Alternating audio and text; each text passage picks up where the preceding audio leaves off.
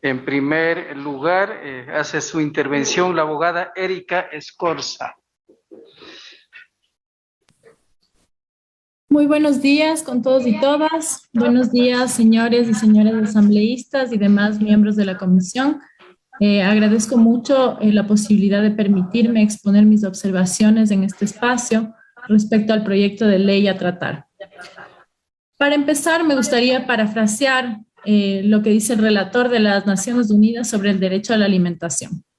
Él señala que el derecho a la alimentación no puede limitarse únicamente al derecho que tienen las personas a no pasar hambre, sino también que se debe incluir el derecho a una dieta adecuada que proporcione todos los elementos nutritivos que una persona necesita para llevar una vida sana y activa y también los medios para tener acceso a ellos. En ese sentido, el Estado tiene el deber de proteger el derecho a una dieta adecuada, regulando el sistema alimentario. Para empezar mi exposición, me gustaría que por favor me ayuden compartiendo la pantalla. Entiendo que ya se ha revisado el borrador del proyecto, pero mi análisis será justamente desglosando artículo por artículo que tiene ciertas observaciones desde una perspectiva constitucional y de derechos humanos para una mejor comprensión. No sé si me podrían ayudar con eso. De acuerdo, ya está. Muchas gracias. Primero, es importante recalcar que existen dos conceptos constitucionales básicos que deben ser transversales en este proyecto. Por un lado está la seguridad alimentaria, que se refiere al acceso económico y físico a alimentos suficientes, inocuos, nutritivos, para satisfacer las necesidades alimentarias de la población. Y por otro lado está el concepto de soberanía alimentaria, que constituye un objetivo y obligación del Estado para garantizar que las personas, comunidades, pueblos y nacionalidades alcancen la autosuficiencia de alimentos sanos y culturalmente apropiados. Esto ya nos señala el artículo 281 en la Constitución. Ahora bien, de la revisión del proyecto se puede ver que la exposición de motivos es bastante clara, que tiene buenas intenciones y que está apegada a la Constitución y a los demás instrumentos internacionales de derechos humanos sobre el derecho a la alimentación. Vemos que en la exposición de motivos se enfoca el proyecto en la erradicación del hambre y malnutrición, en atención a los conceptos de seguridad y soberanía alimentaria, que es lo que ya señalamos. También indican que los alimentos deben ser sanos, suficientes y nutritivos. Esto es acorde a la Constitución. Topa el tema de interculturalidad al priorizar alimentos producidos a nivel local en atención a las diversas identidades y tradiciones culturales. Y finalmente, en la exposición de motivos de la lectura global, existe el propósito de cubrir la demanda energética mínima que necesitan las personas y las diversas identidades y tradiciones culturales para alcanzar una vida digna. En ese sentido, la intención del proyecto es bastante buena y va justamente, como digo, acorde a los preceptos constitucionales. Ahora bien, surgen ciertas alertas en materia de derechos humanos y en materia constitucional a partir del artículo 37. Por favor, si me ayudan poniendo el artículo 37. En el artículo 37, que se refiere a las exigencias mínimas de seguridad y calidad de los alimentos, se señala que serán objeto de donación todos aquellos productos alimenticios que cumplan con las exigencias bromatológicas y de calidad contenidas en la normativa técnica sanitaria unificada para alimentos procesados, plantas procesadoras de alimentos, establecimientos de distribución, comercialización, etcétera, para el tipo de producto correspondiente. Mi observación va en el sentido de que las exigencias de seguridad y calidad de los alimentos deben adecuarse sí o sí a los preceptos constitucionales sobre soberanía alimentaria. En ese sentido, es necesario recalcar que es responsabilidad estatal que los alimentos entregados, de acuerdo al artículo 281, numerales 12, 13, 14, primero, no afecten a la salud. Segundo, que no sean contaminados o que puedan poner en riesgo la salud. o que la ciencia tenga incertidumbre sobre sus efectos. Y tercero, también que se prioricen los alimentos de pequeños productores y productoras. Esto siempre en una lectura en clave constitucional, por lo que las exigencias mínimas de este artículo no están observando las disposiciones constitucionales que se deberían incluir para justamente garantizar el acceso a una alimentación sana y adecuada. Respecto al artículo 38, que se refiere al ámbito de aplicación, señala que toda persona natural o jurídica, nacional o extranjera, podrá donar productos alimenticios en buen estado a instituciones públicas o privadas legalmente constituidas en el país o a grupos humanos para ser equitativamente distribuidos entre familias o sectores poblacionales necesitados. Aquí mi observación va en el sentido de que no basta con que un alimento se encuentre en buen estado.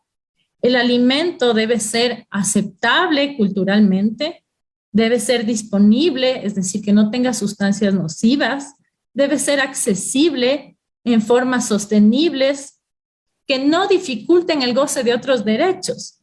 Y esto es pertinente señalarlo de forma expresa en este articulado, ya que hay que evitar distribuir alimentos que simplemente están bien a la vista. Por ejemplo, en nombre de garantizar el derecho a la alimentación, no podemos menoscabar el derecho a la salud. Es decir, no garantizamos el derecho con donaciones de Coca-Cola, por ejemplo, y eso sabemos muy bien. Además, en este articulado tampoco se evidencia ningún tipo de responsabilidad ni rol estatal dentro del proceso de distribución de alimentos, ni se especifica cuál será el alcance de estas donaciones extranjeras, lo cual, con base en el principio de precaución, puede generar un margen de discrecionalidad peligroso, que atente justamente a la seguridad alimentaria, que es lo que buscamos proteger. Ahora, respecto al artículo 39, la finalidad, se señala que con la finalidad de impedir la descomposición o vencimiento de alimentos, los productos donados deberán ser distribuidos con celeridad necesaria a fin de mitigar las necesidades urgentes de los destinatarios o la población económicamente vulnerable en el plazo más breve posible. Y aquí, si bien la intención es buena, existe el riesgo que por la celeridad se distribuyan alimentos que no cumplan con los requisitos señalados anteriormente en clave constitucional. Aquí la idea del proyecto no es distribuir por distribuir alimentos, sino garantizar que los sujetos de derechos, es decir, las personas en situación de vulnerabilidad, puedan tener una alimentación adecuada. Y en ese sentido, como sociedad civil, preocupa que el proyecto tenga una visión netamente empresarial, que fomente la masificación de la producción de alimentos y no su calidad, además de anular el rol y las voces de las y los destinatarios. Al leer este artículo, para mí surge la pregunta, ¿cómo y quién está a cargo de dar seguimiento y evaluar el impacto positivo o negativo de estos alimentos en la salud humana después de que se cumplan las donaciones? Ahora bien, también hice una lectura respecto al artículo 40 y el 42 que se refiere al control de los donantes y también de los alimentos donados. El artículo 40 señala que las empresas donantes de alimentos, cuando lo estimen conveniente desde el punto de vista comercial, podrán suprimir la marca del producto, debiendo conservar los datos que identifiquen su descripción, la fecha de vencimiento, y deberán llevar un sistema de control que especifique 3 cosas: la fecha y descripción de los alimentos, el donatario al que fue entregado los productos y la firma de la autoridad receptora. Y el artículo 42 señala que el control del cumplimiento en los productos alimenticios estará a cargo de la Autoridad Sanitaria Nacional, quien deberá llevar un registro de donantes en atención al artículo 40. Mi preocupación, como les digo, es ¿qué va a pasar con el control post-donación? De la lectura del proyecto y en especial de estos 2 artículos, es nulo el control post-donación. Y de la lectura integral, Estos artículos confirman que el proyecto tiene el enfoque único empresarial. ¿Cuál es el sentido, me pregunto, de eliminar la marca de los alimentos? Esto evidentemente libera en cierta parte la responsabilidad empresarial, menoscaba la seguridad alimentaria que queremos proteger y también viola el derecho a la información que tenemos todas y todos los consumidores. Adicionalmente, este sistema de control no puede ser simplemente un checklist en el que no se garanticen los componentes transversales constitucionales que tiene el derecho a una alimentación adecuada. Ahora bien, respecto al artículo 44, que se refiere a la capacitación a empresas receptoras de alimentos y señala que la autoridad responsable del Registro Nacional de Entidades Receptoras de Donaciones Alimenticias debe proporcionar al personal de las entidades registradas cursos de manipulación de alimentos con el fin de que éstas se adecúen a los estándares de buenas prácticas de manufacturas establecidas en la Ley Orgánica de Salud.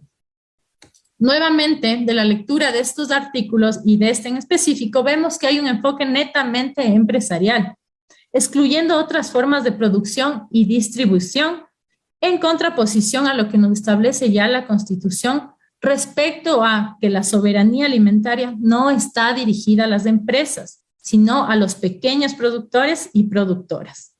Así también el artículo 26, inciso final de la LORSA, enfatiza que las leyes que regulan los mecanismos y los instrumentos que garantizan la producción de alimentos establecerán ya un trato diferenciado a favor de los microempresarios, microempresa, pequeños y medianos productores. Por lo tanto, esta es una cuestión fundamental a considerarse en este proyecto y en este articulado en especial. Ahora, respecto al artículo 45, que se refiere a las acciones, señala que las políticas para el fomento, desarrollo y producción de reducción de pérdida y desperdicio de alimentos deben comprender las siguientes acciones que están a cargo del ente rector de Agricultura y Ganadería y del ente rector de Industrias y Productividad. Aquí me llama la atención el literal I, que señala que es toda acción destinada a incrementar la cantidad y la calidad de alimentos donados en beneficio de las comunidades, pueblos y nacionalidades y demás personas en situación de vulnerabilidad. ¿Por qué me llama la atención? El literal I del artículo nuevamente tiene un único enfoque empresarial de masificación de producción de alimentos. De la lectura se refiere que mientras más donaciones se hace, la empresa es mejor. Y esto disuelve la responsabilidad estatal de generar condiciones dignas para no vivir justamente de donaciones. Aquí el Estado no puede ser una junta de beneficencia, si bien la intención es buena. Además, existe una confusión, no solo en este artículo, sino a lo largo del proyecto, al asimilar a pueblos y nacionalidades con personas de escasos recursos o en extrema pobreza. Por lo que mi sugerencia sería identificar claramente cuál es el sujeto o los sujetos de derechos de una forma clara a lo largo del proyecto. Luego, respecto al artículo 46, sobre el límite de responsabilidad del donante, es uno de los artículos que en materia de derechos humanos me preocupa en mayor forma. ¿Por qué? Porque señala que una vez entregadas al donatario las cosas donadas en las condiciones exigidas, el donante queda liberado de la responsabilidad por daños y perjuicios que pudieran producirse. Aquí se genera una alerta porque el peligro que implica que se deslinde de responsabilidad a la empresa donante, en especial en temas alimentarios, cuando el impacto a la salud por la ingesta de alimentos inseguros se presenta muchas veces en un tiempo posterior determinado. Este artículo, sin duda, pone en peligro a las personas destinatarias de las donaciones porque les anula su voz y su capacidad de exigibilidad de derechos, yendo en contra del principio de precaución, que consiste justo en actuar contra posibles riesgos alimentarios, aunque no haya una información o una certeza en ese momento. Finalmente, respecto a la disposición general tercera, señala que el ente rector de inclusión económica y social entregará un reconocimiento a las empresas que mayormente hayan donado alimentos a nivel nacional a fin de cumplir con el objetivo estratégico de garantizar el derecho a la alimentación de las comunidades, pueblos y nacionalidades y demás personas económicamente vulnerables. Mi comentario va nuevamente en que existe una sola visión del proyecto, que es empresarial.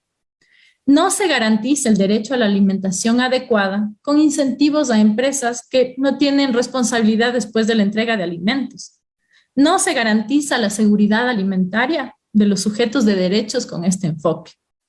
Por lo tanto, para finalizar mis comentarios generales después de la lectura integral del proyecto, primero es que existe una sola visión, que es la empresarial, que la voz de los sujetos de derechos a quienes queremos proteger en este proyecto aquí es nula, que se debe identificar claramente quiénes son los sujetos de derechos, cuál es su rol dentro de este proceso y cuáles son sus derechos.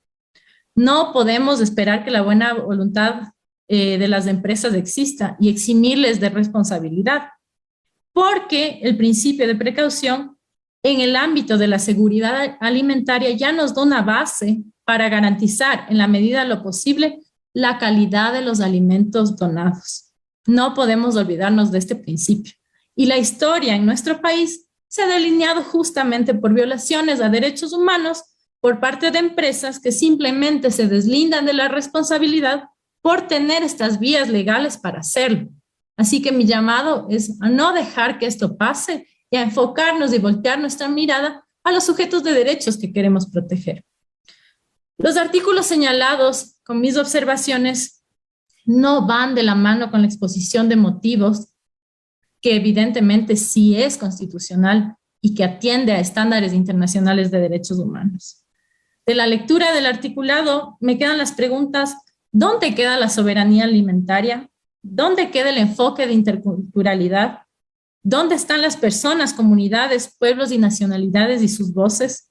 Por eso insisto que este proyecto tiene una única visión empresarial y que debe replantearse. Finalmente, les invito, señoras y señores asambleístas, a no replicar los lemas de transnacionales como Monsanto, por ejemplo, que ustedes deben conocer, que se creó con la finalidad o bajo el lema de acabar con el hambre en el mundo.